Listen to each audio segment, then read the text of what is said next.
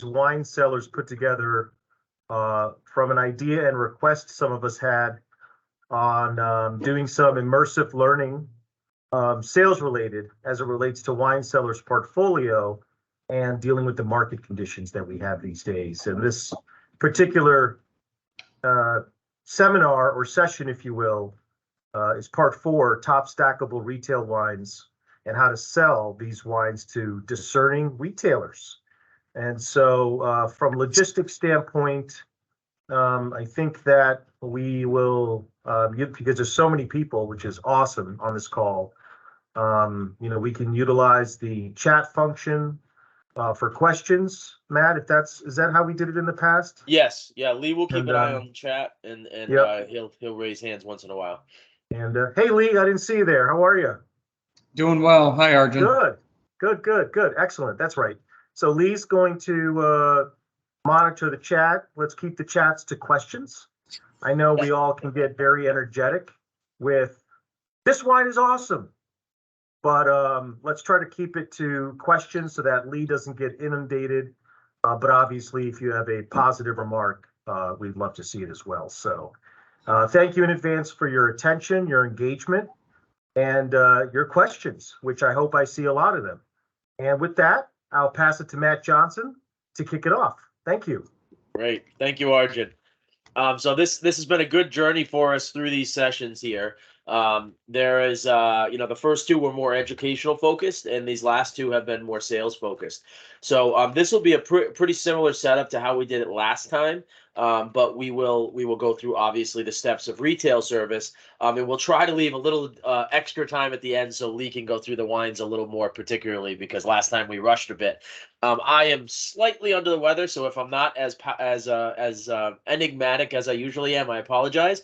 But I am excited to do this. Please, like I said, like Arjun said, feel free to leave notes in the margin here in the chat, and we'll try to jump on them as best we can. Thanks for the time. Thanks for the attention. It's been a great 4 sessions, and hopefully we'll continue to do this as time goes on. So thanks a lot. All right, let me share here. Please mute yourself. I think everybody is, but please mute yourself if you haven't. We don't have any embarrassing moments in the middle of this. Okay, so per usual, we like to start just by talking a little bit about wine cellars and also, of course, about Winebow.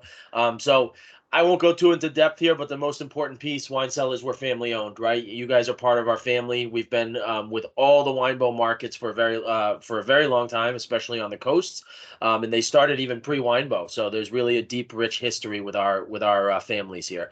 But we started in 1978, and we really have added since then a plethora of wines from across the world. As you know, we try to have all-stars, the family-owned estates, and all-stars from a specific region. We're not looking for redundancy in most cases. We're looking for 1 star to really help sell. Our business is certainly been on-premise focused for many years, pre-COVID, over 50%, but that is shifting and will continue to shift. And I think both Winebow and Wine Cellars knows how important the retail business is. So that's what we're going to really focus on today, is discussing.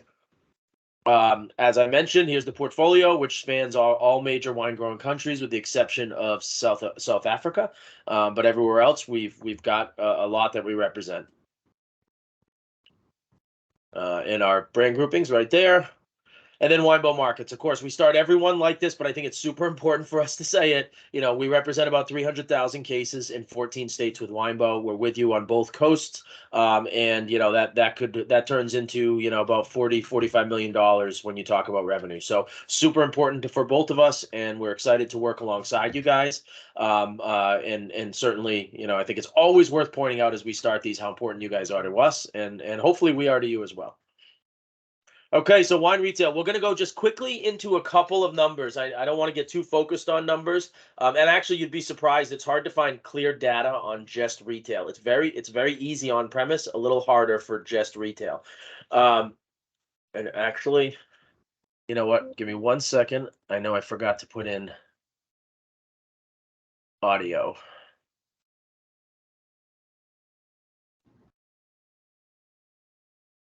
I warned you. I know you did. You really did. Where is it, Lee? Oh, it's share. When I share. Yeah. Yeah. You did warn me.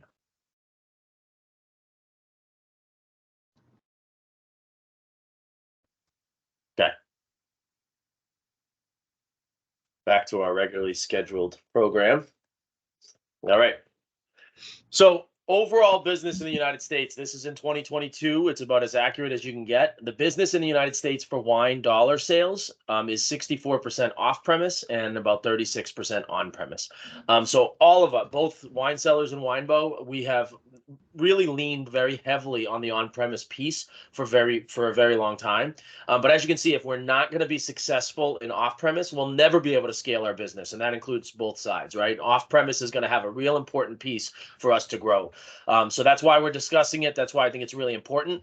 I will also mention that pre-COVID, Wine Cellars was about 55% on-premise, 45% off, or 50-50 depending on the year. We are now closer to this, about 60-40, off-premise to on-premise.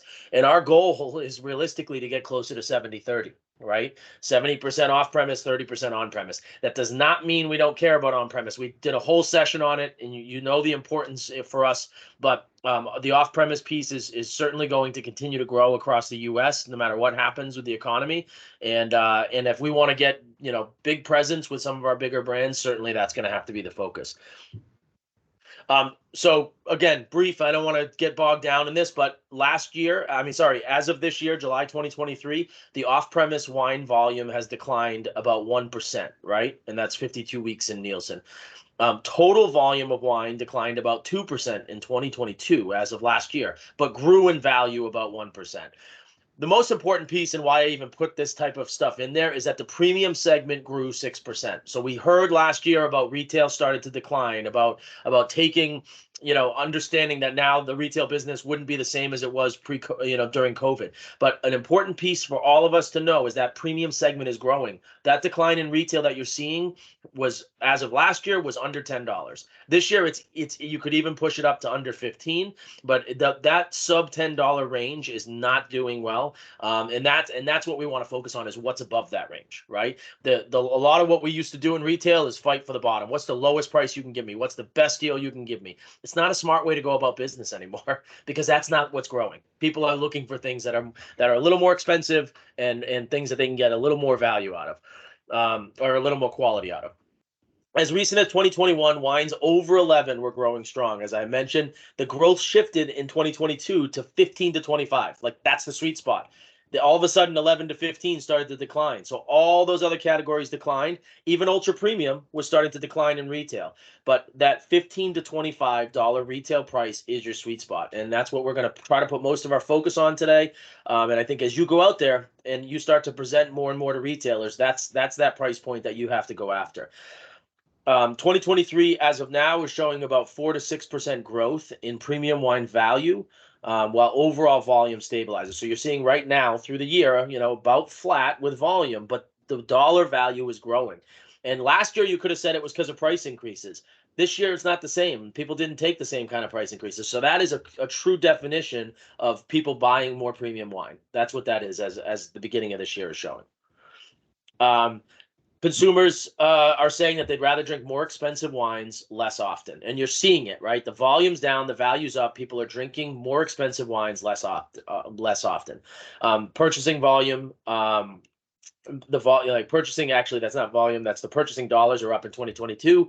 Premiumization still driving all segments, especially at home. Buying in retail is getting more and more premium.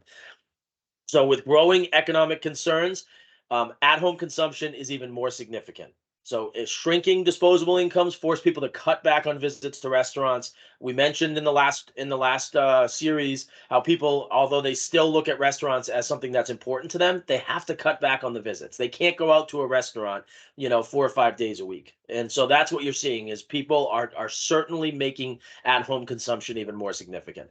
And then one bright spot that's important for all of us, because everybody on this call is chasing the under 40 drinker. That's what all of us are trying to get, right? The only part of the wine segment that's growing right now is baby boomers, right? And that's not necessarily what we want. It's supposed to continue to shift down. As people get older, they start to drink more wine. But since the pandemic, the under 40 drinkers are becoming regular wine drinkers, which is important, and that is an opportunity. So we chase after those under 40 drinkers with what they're going after, which is some of the trends we'll talk about later. That segment grew by more than 14 million people between 2021 and 2022, under 40 drinkers. And that's That's the sweet spot. That's what everybody's trying to go after. So how we sell to off premise in today's climate. And Lee, feel free to jump in any of this. But first, a little quick video.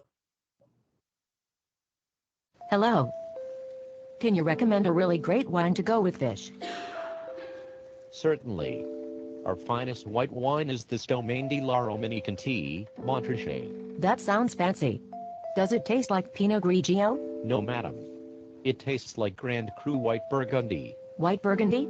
What kind of wine expert are you? How can Burgundy be white? Perhaps we should look for something a bit fruitier for you. Fruitier? No, I like dry wines, like Yellowtail and Kendall Jackson. I see. You like the dry wines that have sugar in them. Let's look at some wines from California. That's a good idea. Can you show me a Zinfandel instead? Certainly. I personally like this delicious old vine Zinfandel from the Dry Creek Valley. It is loaded with robust juicy blackberry and pepper flavors. That sounds good. I'll take a bottle. It's there on the top shelf. Hey, wait a minute here. That's not a Zinfandel. Everybody knows that Zinfandel is pink, not red. Maybe you would like to look at our wine cooler selections instead. No, I saw that movie Sideways, and now I want to try a Pinot. Very well. Here's a great Russian River Pinot Noir that's light and elegant, with just a touch of earthiness surrounding delicate strawberry flavors. Oh. Is it similar to Santa Margarita? No, I'm afraid this is not overpriced swill, overproduced for mass market consumption for people who are more interested in buying a label than a good wine. This Pinot Noir is a small production, handcrafted wine made by a renowned winemaker. That sounds good, but why is it red? Well, madam, because it is a Pinot Noir. It is made from black grapes. Ugh. That sounds yucky. I don't like red wine. That's too bad, because this one scored 95 points in the New Wine Pooper magazine. Oh really? In that case, I'll take a case. I thought you might. All right. So a Love little that bit of a one. long, a little bit of a long video. The whole point there is people walk into retail stores. Realistically, they have no idea what they're going to buy, right? There's been a lot of studies about this. People have no clue when they walk in. They look at things like, pricing, floor displays, labels, but most of them really don't have an idea of what they want to buy. And certainly in a store, that's the case. In restaurants, you have sommeliers, you have waiters, but in stores, a lot of times people have to find other ways to buy wine. And ratings mean something, labels mean something, getting on the floor and being displayed means something. So we'll take you through the steps of service here. Like I said, Lee, feel free to jump in at any point. There's 8 steps here, and feel free to ask any questions as we go along. So, we're going to put this in a couple of different ways. If you walk into a store that is a new store for you, or if you walk in as a current customer, right? So the first thing you do when you're walking into a retail store is you go section by section. And if this is a new store, you take notes of the wines you sell, you monitor the inventory levels, face bottles, dust. When I say face bottles, I mean make sure the labels are turned out. Take a duster with you, clean them up. Make sure that you're making notes and know what you have in that store already before you start talking to the buyer. If it's a current customer, you do similar things, but clean up your displays and shelves, monitor inventory levels, face the bottles, dust, attach POS where needed, refill shelves and displays, and then take note of vintages for sure. One of the next pieces as you walk in is to speak with your floor team about what wines are selling well. Know everybody's name in that store, right? Not just the buyer. Be well known around the store, because the people that are selling your wine in that store are more often than not the buyer, right? They're just a floor person that's stocking. Could be a stock boy, could be a wine manager. Another thing to make sure we're taking notes on is prices. What kind of markup is this store using? Are your brands that you have within store, are they within the national guidance, right? If you know that guidance, are they sitting within what the regular retail typically is for your brands? Identify your top suppliers and brands that are not in the store, right? It's one of the first things as you break through, you look at the wines you have in that store, then go through and identify your suppliers and see who you don't recognize there that potentially should be. Identify popular local categories not represented or displayed in the store, right? If, as we mentioned, same with on-premise, if you walk into this store and the rosé section is 4 wines and you've got a store down the road that's got 20 and does very well with rosés, identify that and see that as an opportunity as you walk in. Make a plan to clean the issues, right? So do you have unsaleables? Was there a previous salesperson issue, right? You know, we all have those. So they didn't get along with a salesperson. Now it's been assigned to you. Is there an issue with your wholesaler, right? Did they, for some reason, not like Winebow because of some previous salesperson or some issue that happened? Get in there, know those details, and make a plan to clean those issues, right? One of the first things to do as you walk in front of a buyer is say, I'm going to take care of all the stuff that's been in the past. Let me know what I need to do. Let's get it clear and let's start a new relationship.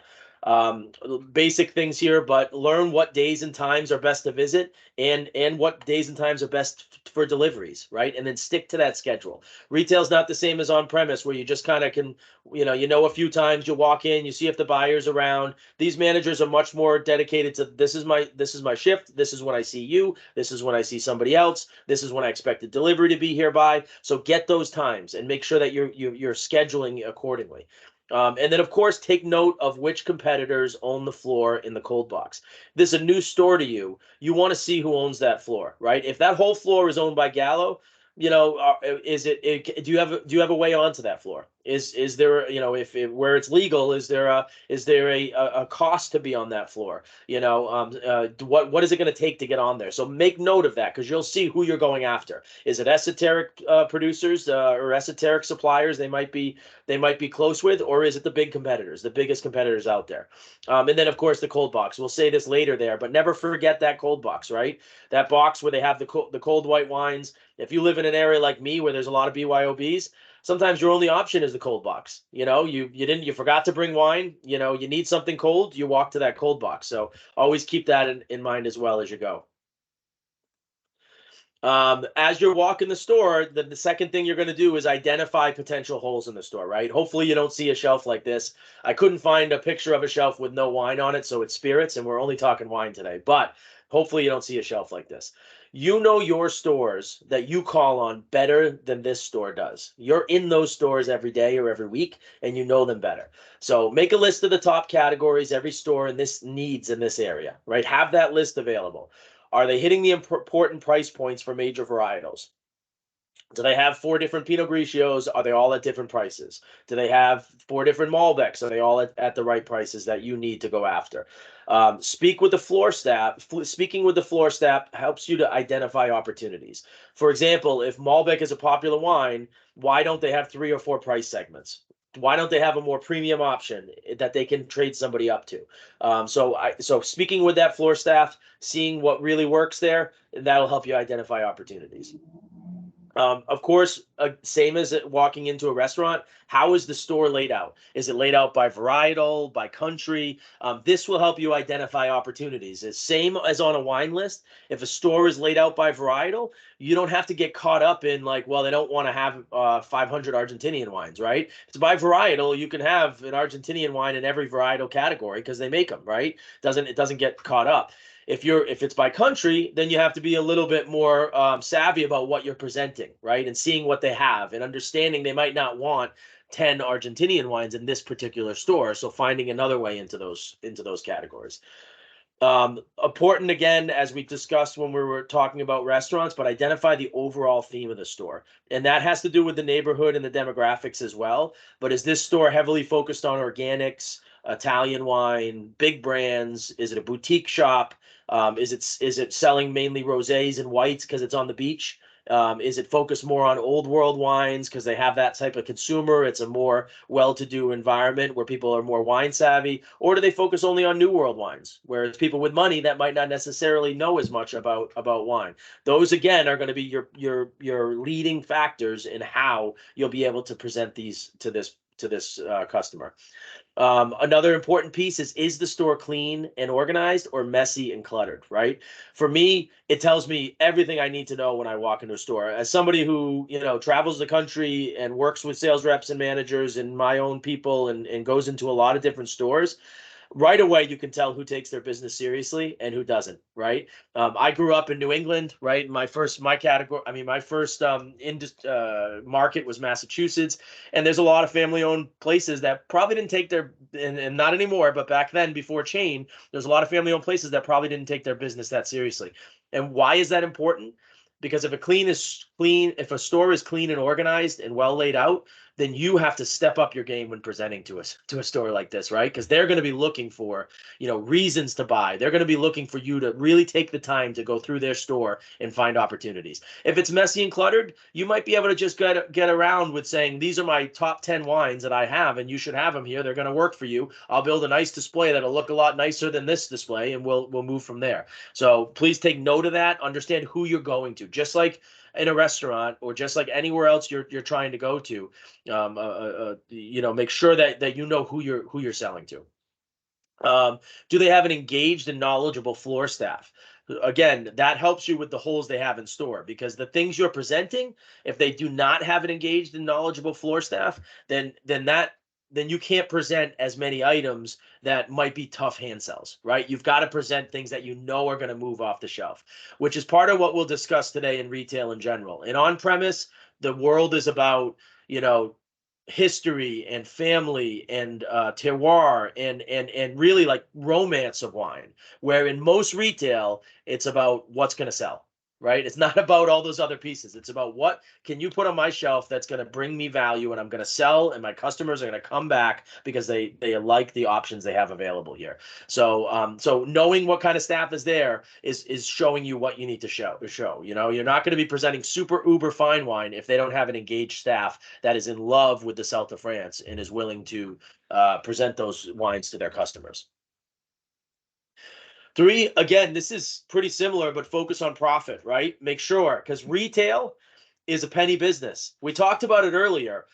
On premise, all the profit for that restaurant needs to come out of the bar, right? That is the most important piece. If you're a bar manager, you are the most important person in that restaurant, more important than the GM. And yes, I'll say that, because all the profit of that restaurant has to come out of the bar.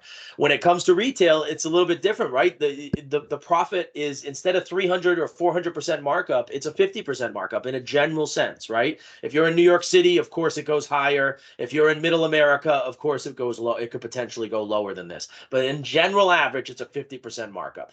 So they always say that the retail business is a penny margin business, right? You're making penny margins and you're sitting on a lot of inventory. So so that's why we have to make sure we're focused on profit as we go.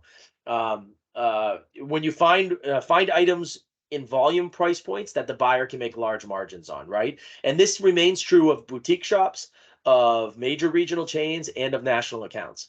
Right, some of these volume categories that are just drivers, find things that they can make long margins on, that are not everywhere. Maybe they're exclusives to this account. Maybe there's something that you sell predominantly on premise in this neighborhood. Find things that they can buy for $5 and have on their shelf for $14.99. Right, that'll incentivize the floor staff to sell it. It'll incentivize the owner or the wine manager to buy it. So find those items at volume price points. And secondarily, don't forget to use blended margins. If you're presenting a group of wines, you can still use blended margins like we discussed for on-premise. You can still say, this $5 wine you could sell for $14.99 and make a lot, a couple 100% markup on this wine. And then I also have this $60 wine, or whatever, this $80 wine that I think would go really well at $99.99. So you make your margin a little short, but you're going to move it. It's not about just everything is 50% markup, and so I think that's an important piece to remember as you pitch your own wines. Make sure you're showing them how they can make money, even if it's a little short margin on one item, you can make long margin on the other. And that's what this world is all about, profit. Yeah, a lot of people will sacrifice percent margin for dollar margin. So dollar margin sometimes more important than percent margin for sure. Yeah, absolutely. Thank you for the input there. Present items that will move from suppliers that you can count on to maintain pricing and inventory. We talked about this, about suppliers that are going to support the business on premise. In retail, it's a little different. You don't want to be presenting things that this supplier you're dealing with raises prices 3 times a year.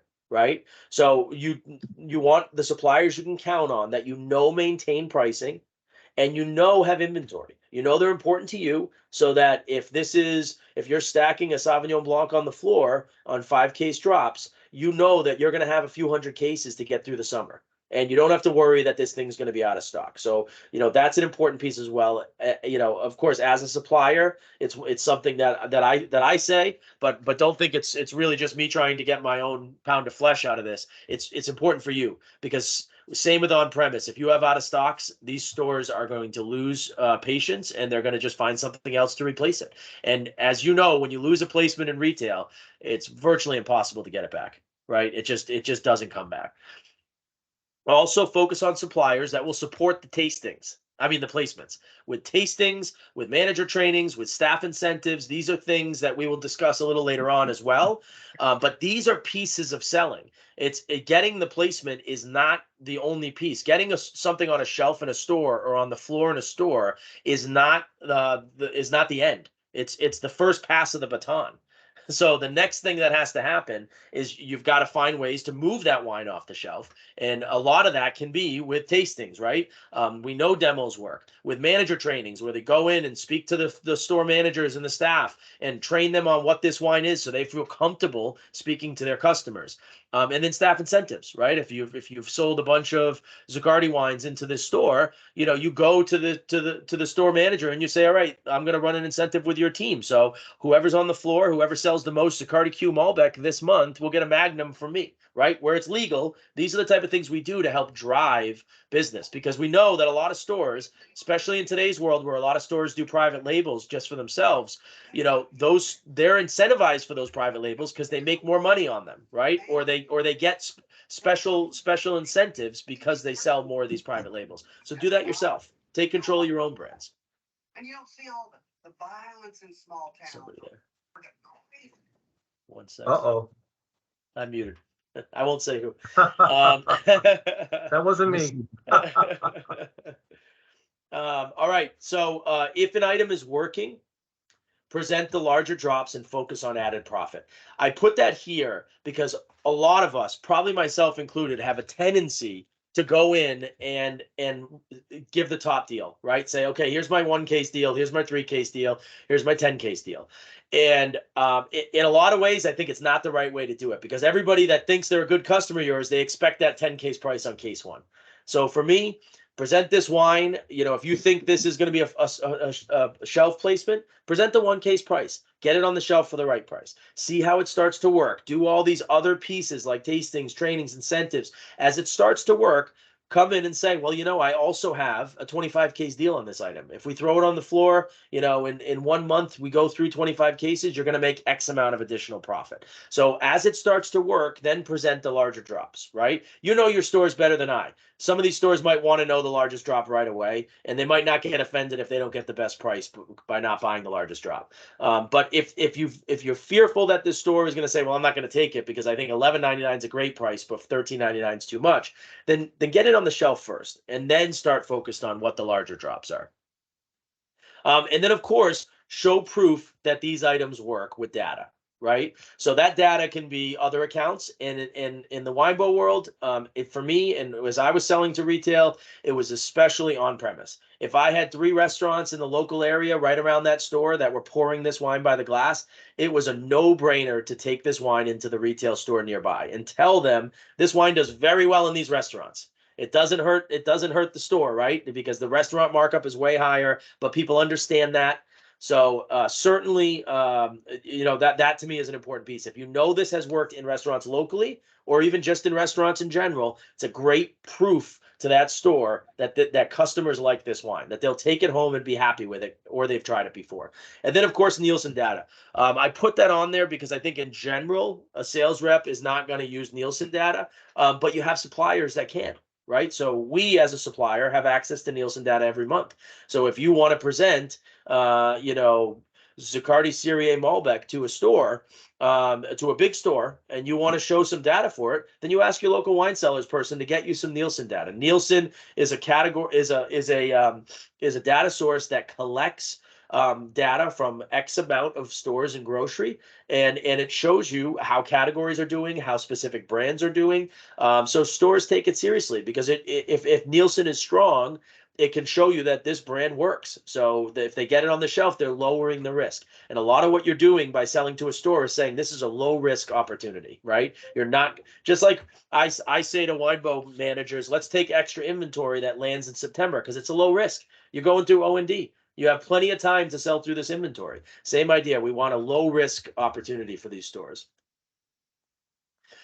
Number 4, of course, you want to put your pitch together thoughtfully. Don't just pitch quotas and priorities. The buyer will know that's exactly what we said on premise, and it's exactly the truth. Ask the questions about their most popular categories. You've already done it when you first walked into the store with the people in the store. Now you're asking the buyer, what's the most popular? What wines do really well for you? What things have you brought in that have shown a lot of success? Discuss specific holes that you identified in their store. Our team in the West did this, right? They presented, they identified a store they wanted to get into that we didn't do business in. They went to that store and they looked at the shelves. They took pictures of the shelves. They saw holes within the shelves. They identified what they wanted to present. They photoshopped bottles onto those shelves, and they presented with Nielsen data, with key selling points, and with visuals of how these wines would look on the shelf in their store. They presented to these customers, and it works. Right? This worked for them. We came into some of the bigger regional chains in the western part of the country because we took the time to identify specific holes that we saw in the store. Not just say this wine works everywhere. We saw specifically what was on their shelf and what from our portfolio could fit.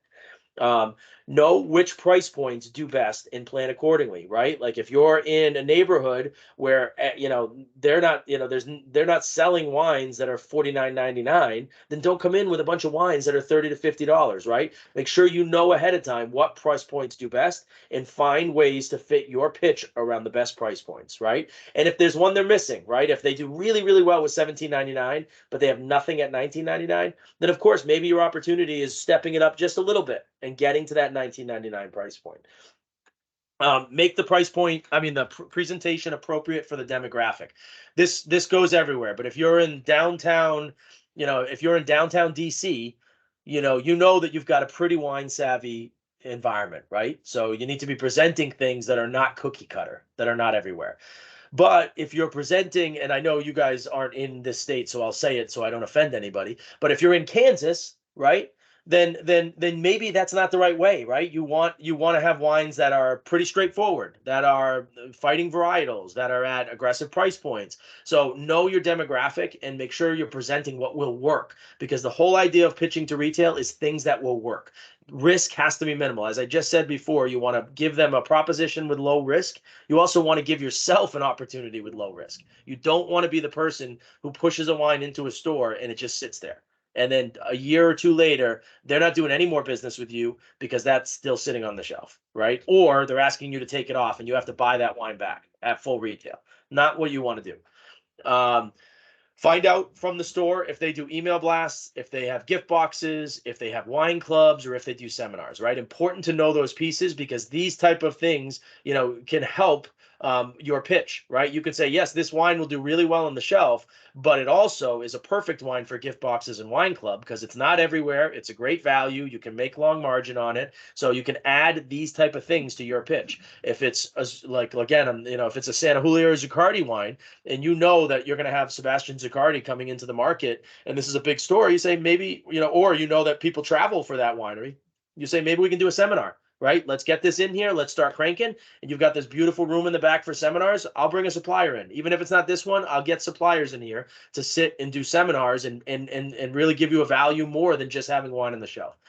You want to understand their POS guidelines, right? Some stores, many in expensive cities don't like POS. They want their own, but understand that, right? Because if they want POS that you bring, then make sure you have it. Make sure it's available and ready to go. That's part of your walk through the store as you're putting the POS up.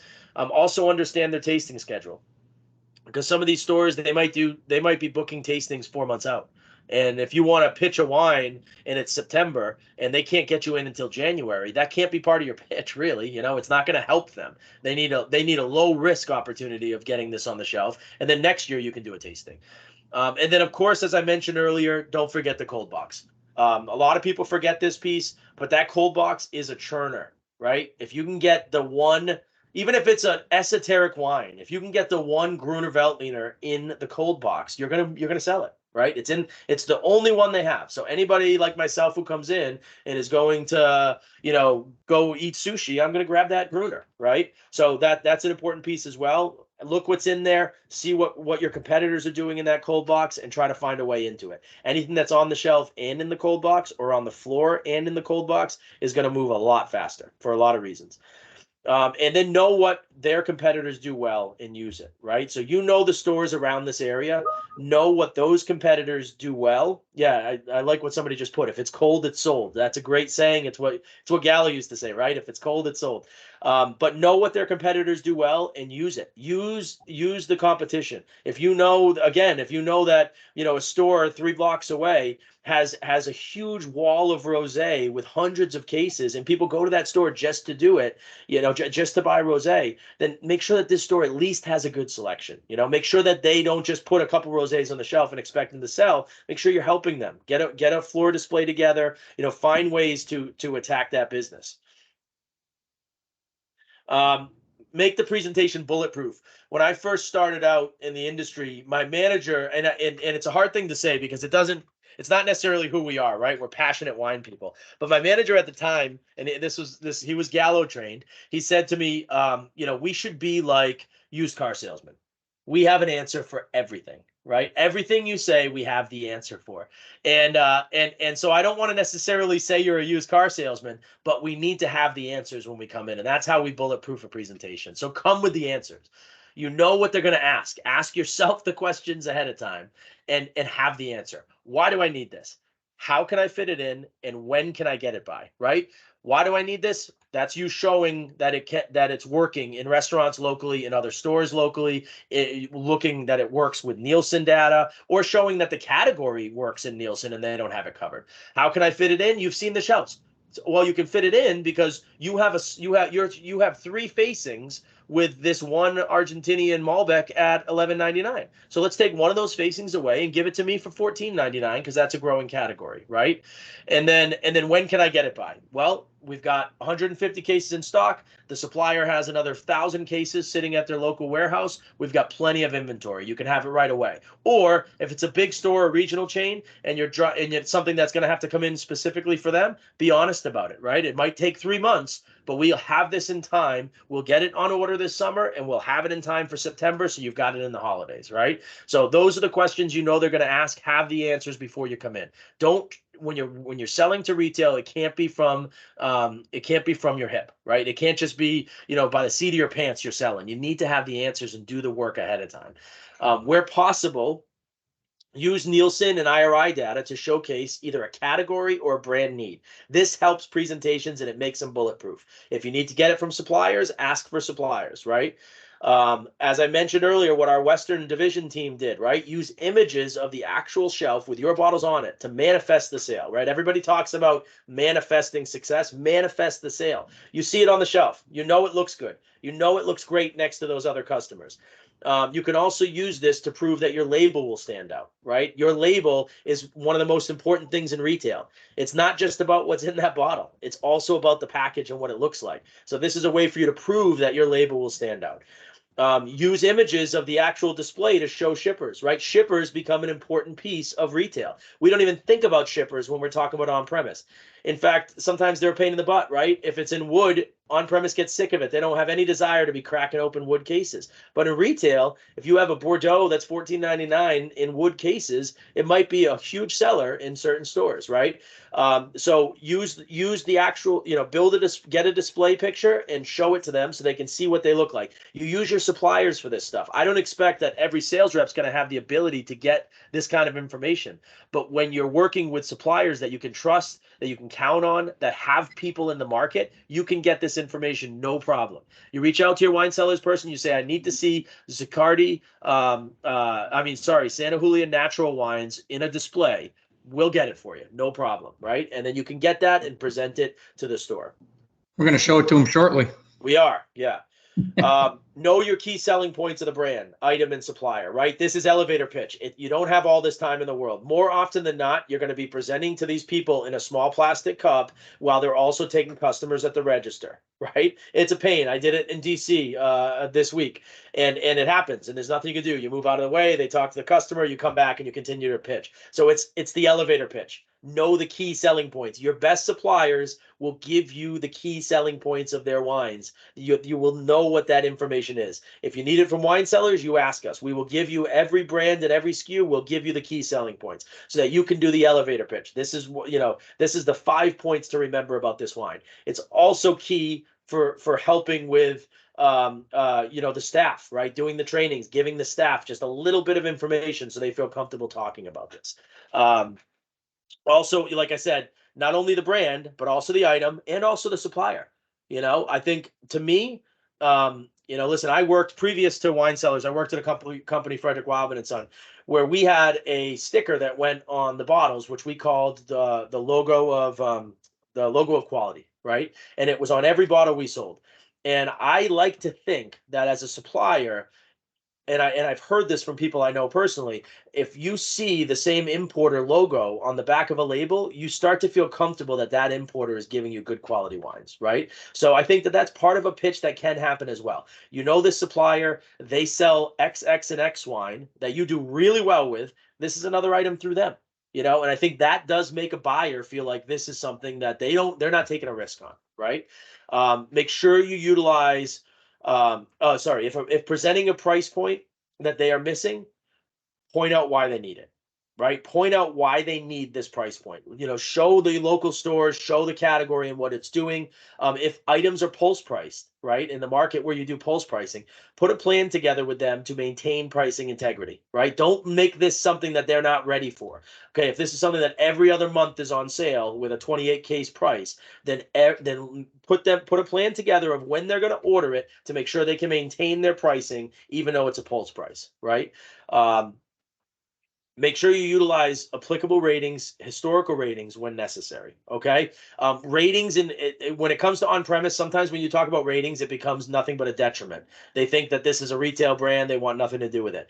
In retail, it is extremely important. Utilize the applicable ratings. It was one of the parts of that video that was really important, right? After all that back and forth, as soon as that woman found out it was a 95-point rated wine, she took a case, right? And that was a joke, but that is what happens, right? It is what happens. So make sure you have that available. This wine is 92 points. It also is a perennial award, 90+ point rated wine, so that they know the background. This wine does well. I'm not just selling you a one-off top 100 wine from Spectator that's going to slide into your store and then you're going to get rid of it. I'm sending you something that every year is getting good ratings, right? And that's a piece of it. Ratings make consumers feel comfortable, and they also make buyers feel comfortable. Have details about what POS is available and where possible, have it with you. I will tell you this, when I started in the industry again, when I started as a supplier, I was in a major retailer in Massachusetts. The DM I was working with said to me a couple of things. First, they said, some feedback here. If you're not muted, if you wouldn't mind muting yourself. But one of the things that he said to me was anything you can do that can help facilitate the sales process, right? Anything that you can do that can facilitate the sales process. So I'm going to find this microphone. Oh, it's off, I think. All right, good. Anything you can do to help facilitate the sales process, whatever you can do to help us, that's what this store is going to appreciate and is going to like. And I also was on a work with this manager, and at that time I used to carry a CD case with shelf talkers in it, right? Every shelf talker I had, all the ratings, I had them in a CD case. I carried it with me on every single work with. So as soon as I made the sale, it wasn't just, here's the sale. Yeah, we'll be in touch with a case card and a shelf talker. No, I've got it in my trunk. As soon as you make the sale, here's a shelf talker, here's a case card. It's ready. You've got it. The sale is done. You've closed the loop. They're getting the cases in 2 days, and they've got all the POS ready to roll. You'll get it set up as soon as the wine comes. All right. So bring that POS with you. Stores really, really appreciate that type of stuff. And then lastly, ask for the sale. This gets to, and this was something always hard for me. I'm not a pushy salesperson. I didn't like to ask for a sale, but this is not on premise, right? Retail decisions are made on the spot. And I'm always impressed when I'm working with somebody and they say, okay, so what can I get for you? I'm always impressed because it's not easy. You want to be a friend with your buyer, and sometimes it's not comfortable to ask for that sale. But I'm telling you, in retail, you need to ask, because if you don't and you walk out that door, the next person comes in, they ask for the sale and they're going to get it, right? Like now the spot's filled. You put all this work in, but you didn't ask for it. You didn't get the actual order. And now somebody else just slid in, and now the account realizes they do need a Malbec at $14.99 and they bought it from somebody else. So make sure that you don't end that presentation without asking for the sale. Super important. Keep up with the trends. This is similar to on-premise, but you really do this. You're a consultant, so it's your opportunity to do so. You are the buyer's best resource for local and national market. So utilize that. You know, as we said previously, this is a consultant business. I saw somebody put in the notes like sell like a consultant. It's exactly the truth. This is a consultant business. That's where the history of the wine, where the wine industry is. That was my title as a sales rep. I wasn't a sales rep. My title was fine wine consultant. That was my job, right? And so for me, when you're a consultant, you use all the resources you have. You know the neighborhood, you know the local stores, the local restaurants, you know the local demographic, even better than this store in a lot of places. So you're their best resource. When you point out something missing, again, same as on premise, you can earn instant trust and respect. And again, we'll put rules of a retail consultant, right? Which is something we did for on premise, and I kind of liked it. Of course I did, because I put it, but we're going to put it in here. So know your neighborhoods, know what works and what doesn't. Right? Study competitive store shelves and displays. Make sure when you walk into stores, same as when you walk into a restaurant, every person in the wine industry, what is the first thing we do? We grab the wine list and we go through it. Even if we're in a state that has nothing to do with us, even if we're overseas, we always look at the wine list and study it. Do this in stores. When you're walking by a store, walk inside and take a look at what the shelves and displays look like. What wines seem like they are moving, what are nicely displayed, what have great packages. Like, take a look at all this stuff. Again, as we said previously, listen for consistencies in what your suppliers are presenting. If people like myself are coming in a sales meeting, consistently going after the same thing like natural wine, know that it's probably something that's working. So that's why people are going after it. I'm sure people that were selling ready to drink cocktails wish they listened closer as these were being presented regularly at the beginning. Watch closely which categories are moving quickest in your accounts. Pay attention to which items are being added to inventory regularly, right? You know that people like myself, we're constantly talking about inventory with our Winebow counterparts, right? So if you have a lot of inventory of something's coming. It's either something that everybody expects to do really well, or it's an item that we know has some big commitments already. So keep an eye on that stuff. Pay attention to what your top accounts are excited about, right? Same as we said with restaurants, with your SOMs, see what people are excited about, see what they're getting, they're talking about when you're in your tasting groups or whatever it is you're doing. Balance the selections for them, right? This is number 7. We have one more after this, then we'll get into the wines. So I'll move relatively quick. But if you want that $14.99 Malbec, right? We just talked about how 15 to 25 is the sweet spot, but don't come in with 5 $14.99 Malbecs, right? You don't have time, especially in retail. In on premise, you might have that opportunity to taste 50 wines in a tasting because they're coming out with a new list. We all know that you're bringing 6 to 8 wines, if you're lucky, into a retail shop. So make sure it's very balanced. You're getting what you need out of it, but you're not wasting 3/4 of the spot of the presentation on 5 different $14.99 Malbecs because you really want that spot, right? Think ahead of time what can work. You know the suppliers it's going to work. Go there.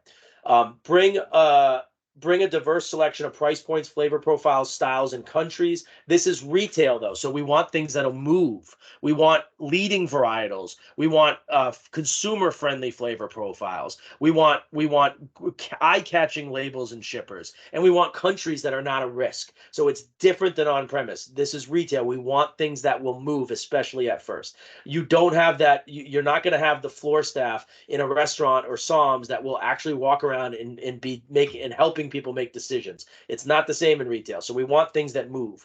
And that's what you need to look at. A diverse selection of drivers. That's what you want in that retail store. If they give you the one spot available for some, for a, who knows what it may be, for a high-end, Sauvignon Blanc from South Africa, if it's not a place that has those consumers and it sits on the shelf, you've wasted all your time presenting at that point, right? Be cognizant of time, as all of us have to be, myself included, right? Be cognizant of time and bring the appropriate amount of wine to taste in that time. As I said earlier, often they'll be dealing with other customers. That's the truth, right? They're going to be dealing with other suppliers that are coming in. They're going to be dealing with customers. They're going to be picking stuff up because a display fell over or somebody didn't show up. So when it's retail, it's elevator pitch. It's boom, boom, boom. This is the information I'm going to give you. This is why you need it. I'll leave something behind. See you later. So be cognizant of that time. Do not waste time. Keep moving, right? And this has to do with also this. Read the room. Move quickly if there is an interest. This is as I said, I think in the previous one, but don't oversell something that they're not interested in because it's going to make them upset. It's not going to make the sale happen. The same remains true of not talking yourself out of a sale, especially in retail.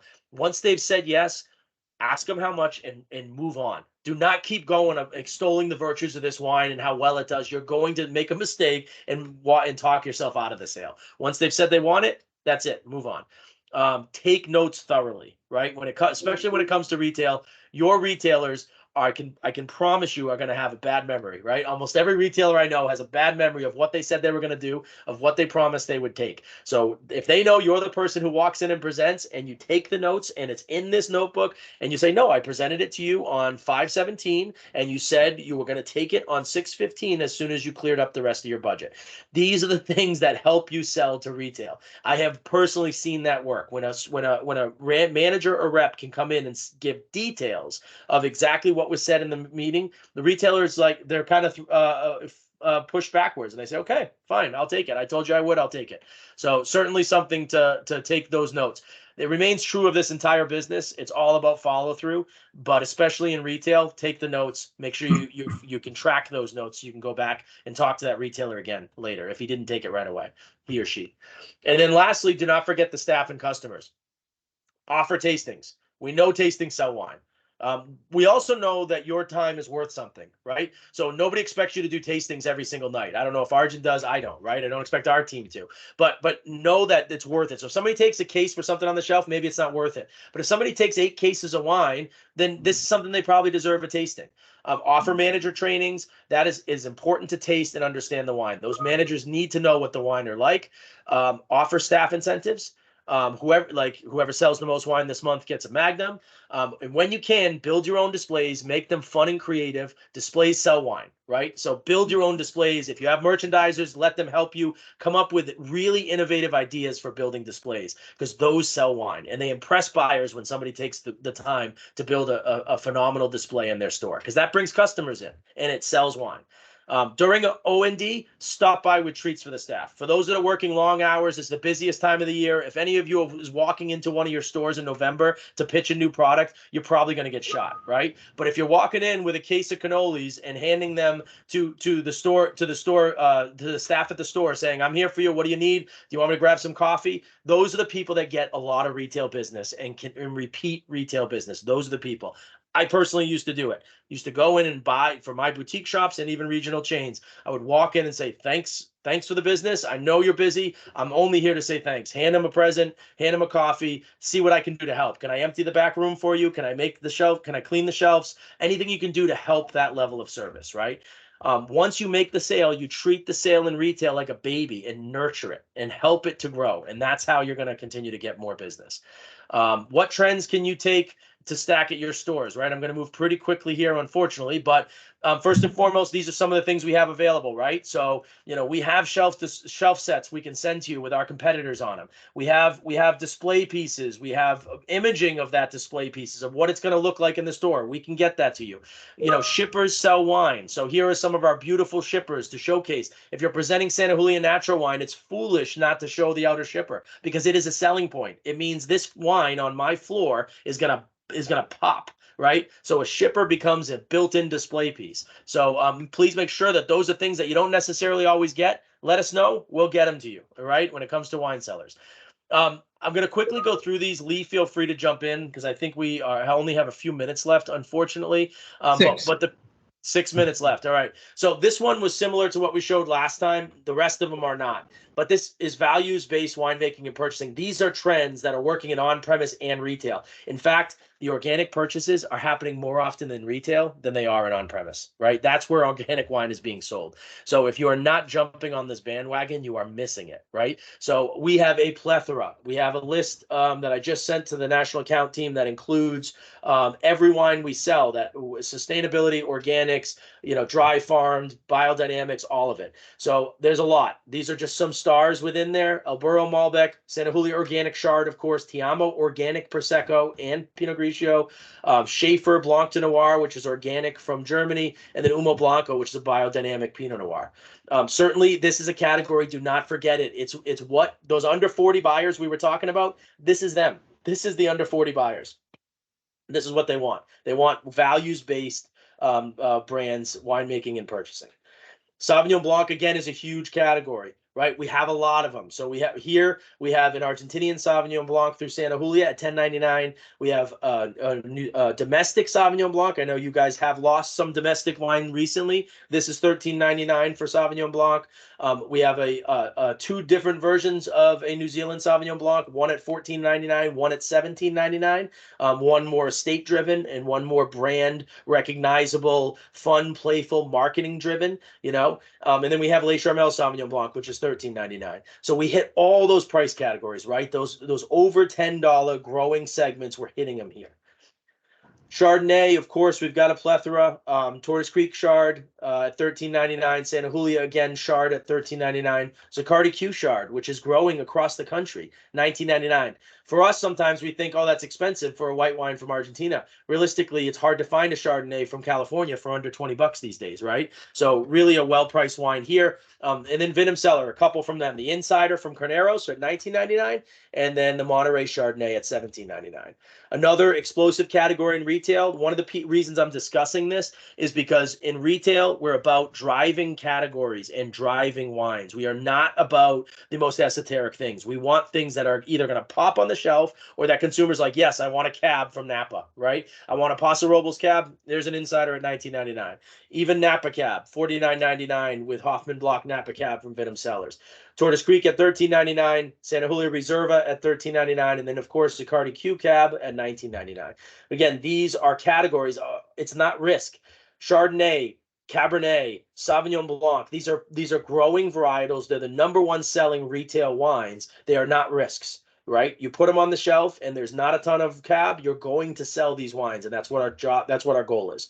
Bubbles, of course, which we mentioned last time, but this will show you the retail pricing here. Sparkling wine is expected to grow over the next 4 years by at least 7.5%, and we're seeing it everywhere, right? So we've got a lot of different bubbles at around or below $20, and also we've obviously got champagne because it's champagne season right now with Besserat de Bellefont at $69.99. Certainly wines worth checking out. And then lastly, standout packaging, right? One of the things in retail, it's about what pops on the shelf. And these are wines that we're going to say pop on your shelf, right? You've got Tarima Mediterraneo at $13.99. You've got the natural wines from Santa Julia at either $17 or $18.99. El Cabrito is our brand new natural cab. Again, natural meaning no added sulfites, no added yeast, minimal intervention, and really surgical precision to make wines that are shelf stable, that are natural. La Oveja, which is an orange wine, of course, and is something that is really doing well. Mantis, which is a pet nat of Chardonnay, and then Tiamo Pinot Grigio, an organic Pinot Grigio, bright sunflower on the label. The name means I love you. Certainly wines that can just pop on a shelf. And when you start presenting wines that can pop on a shelf from a major supplier and a major winery, you're starting to check all those boxes that the retailers want. These are our top retail wines. You'll all have availability, access to this, but these are all our number one retail selling top retail wines in 2023 year to date, right? This shows you. So our number one retail wine is Moncrevey Rosé, and then you can see we've got a couple of Argentinian wines with Zaccardi Syrie and Santa Julia Organic Malbec, but then we have Sea Pearl Pinot Grigio, La Fiera Pinot Grigio, Gran Passione Rosso. These are wines that have bright labels. people, almost everything on here has a standout label and is in a category that people want: Cabernet, Sauvignon Blanc, Pinot Grigio, organics, rosé. So these are the wines that are working across the entire country. This is almost all green, and these are the top SKUs that we sell to retailers across the United States. So certainly something to take note of. If you're not doing well with any of these wines in your territory, this is where to go first when you're doing your retail presentation. So it's meant to be something that we can hand to you, and you can say, okay, I need to present some wine cellars stuff to retailers. Here's some stuff that works. No questions asked. This works. And these are our top retail wine varietals, right? Malbec being number one. It's our number one varietal that we sell in retail. That was not the case when we looked at on-premise, but in retail, it's number one. So retail is where we're going after with Argentina. Rosé's number two. Cab, Sauv Blanc, Pinot Grigio, Spanish Reds, Chardonnay. These are fighting varietals. They may not be the easiest to break into and get on the shelf and get a spot for, but if you've done the homework, you've presented a bulletproof plan, and you get on the shelf, you know they're going to work. These are the driving varietals that do work, and you've done the homework, you're going to make them work, right? So this is important to take note of as well. And then lastly, by country. So again, our number one selling country for on-premise was Italy, actually. Argentina by far takes its place in retail, right? But Italy and France are about equal, Spain a little bit less. You can see how that all lays out. This is for us. This is all of 2022, but it gives you an idea of what is working, what countries are working, what countries you could talk to your stores about making additions to. If Wine Cellars, a major supplier and one of your biggest suppliers, is selling 130,000 cases of Argentinian wine, almost 3 times any other country, then it's a real argument to expand your set in a retail store with more Argentinian wine, because it's working for us. We're doing the job. So I think that is it. Here's our information. I apologize. I think I'm about on time, but I wanted to give Lee a little bit more time. Sorry, Lee.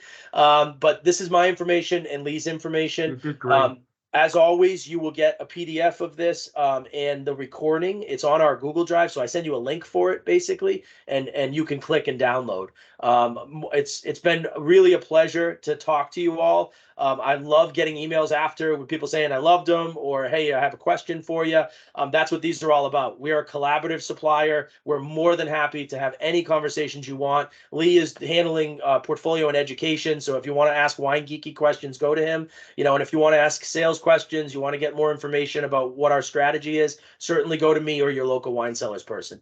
We appreciate the business. We appreciate the time. I know it's a busy time of year. Hopefully this has helped you to really start driving some business into retail, because if we don't hit strong retail at the end of the year, I think all of us will be disappointed. And this is the year to do it. We're going up against the soft finish in 2022, and we're excited to have a strong finish now. So thanks for your time. Thanks for your attention. And Arjun, I'll hand it to you if you want to say anything. Yeah, thank you, Matt, and thank you, Lee. And just really, this 4-part series was, really packed a punch. I mean, the word efficient and economic comes to mind. 200 people on a call on a Friday, and the kind of material that you and Lee were able to cover in 60 minutes is a lot. Could be, these are usually months long, these types of things. All 4 parts were just fantastic. What a great inaugural run. I'm sure we'll do something similar in 2024. But to have 200 people here attentive and great energy on the chat, we really appreciate it. Can't wait to get this presentation in PDF form. We'll distribute it accordingly. And just thank you on behalf of Winebow. Great job. Thank you. Our pleasure. Everybody have Thank a you. great weekend. And any questions, like Matt said, can go to Matt and Lee. And we appreciate the partnership. This is the true spirit of partnership between a distributor and a supplier. Thanks a lot. Absolutely. Thank you. Thanks, Good everyone. weekend, everybody. Everybody. Thanks, everybody. Bye-bye See you now. out there in the market. Bye-bye. Good job, Matt. Thank you.